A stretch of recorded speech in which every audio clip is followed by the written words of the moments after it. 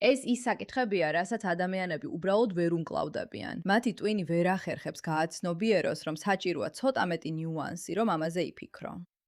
ადრე სცენაზე რასობრივ ხუბრობებს ვაკეთებდი. ვამბობდი, ფრანგებზე იცით რატო აქ ფრანგებს ამდენი სამოქალაქო ომი, რომ დროდადრო მაინც მოიგონ ერთი. რატო არიან ავსტრალიელები ასე კარგად დაბალანსებულები? იმიტომ რომ ორივე მხარზე თითო ბოღმა აკიდიათ. იცით ესეთ ხუმრობებს ვაკეთებდი და მე ვამბობდი, იყვნენ ორი მექსიკელი და მთელი დარბაზი მაშინ ვერ რეაგირებდა. კი ისტორია. და მე ვამბობ, რატომ ხუმრობთ შვედებზე, გერმანელებზე, ფრანგებზე, ინგლისელებზე, კანადელებზე და ამერიკელებზე? რატომ არ შეგვიძლია მექსიკელებზე ხუმრობა? ეს ძალიან მნიშვნელოვანია, რადგან კომიკოსებს შეუძლიათ მნიშვნელოვანი კულტურული საკითხების გამოკვეთა მათი დაცინვით. ეს ხალხს აცინებს, ზოგჯერ ცოტათი უხერხულობასაც უქმნის. ესაა კომედიის მთავარი არსი. ხშირად სწორედ კომიკოსები არიან კულტურული ომის წინა ხაზზე, რადგან ისინი კარგად ხვდებიან კულტურული ბრძოლის მნიშვნელობას და გიჟურ იდეოლოგიურ არგუმენტებზე პასუხისგაცემას და მათზე ძალიან ჭკვიანურად შეუძლიათ პასუხისგაცემა.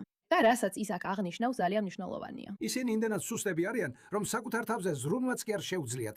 იცი, მაგრამ რატომ არის ასე? ვინ არიან სხვა ადამიანები, ვიზეც ხუმრობა არ შეიძლება? მუსლიმები. მუსლიმები. ო, სად ეს?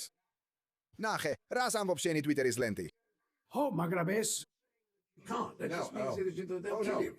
დიახ. ეს ეს ძალიან მომწონს. თეორიულად ასე უნდა იყოს. მაგალითად, იცი ეს მშვიდობის რელიგია. იქ ერთი პოლიტკორექტული ადამიანია. იქ ერთი პოლიტკორექტული ადამიანია. და ხედავ, ისინი მართალნი არიან. ეხლა თითქოს იცინიან, მაგრამ შეგიძლია მიხვდე, მათი პირველი რეაქცია იყო, არა, ეგ არ გითქვამს. იცი, ეს მნიშვნელოვანი უნდა იყოს, მაგრამ პრობლემა ისაა, თუ ადამიანებზე ხუმრობ, კი, ჩვენ მოკლავთ. რა, რომ შეიძლება მართლა მოგკლან. ცოტა თავი უნდა შეიკავო, ხო ასეა? ხო. მართლა გითხრათ, როცა ცუდი დღე მაქვს, ხანდახან მის ექს გადავხედავ და თავს შევახსენებ, რომ იცით რა, კარგი ადამიანები არსებობენ, რომლებიც კარგ ბრძოლებს იბრძვიან, ის რაღაცები, რაც ნორმად იქცა. გახსოვდეთ, როცა ისლამურ დაპყრობაზე ვსაუბრობთ, ისლამური დაპყრობა თავისთავად არ ხდება. ის მოდის იმისთვის, რომ ხალხი დააბნიოს. თუ წაიკითხოთ რომელიმე ლიტერატურას ან არ ვიცი, პროპაგანდას, ეს უკვე თქვენზეა დამოკიდებული, თუ წაიკითხოთ პატარა წითელ წიგნს ან რუსეთის სტრატეგიას, ყოველთვის ქაოსის შექმნაზე და ხალხის დაბნევაზეა საუბარი, რადგან ბევრად უფრო ადვილია შემოჭრა და დაპყრობა.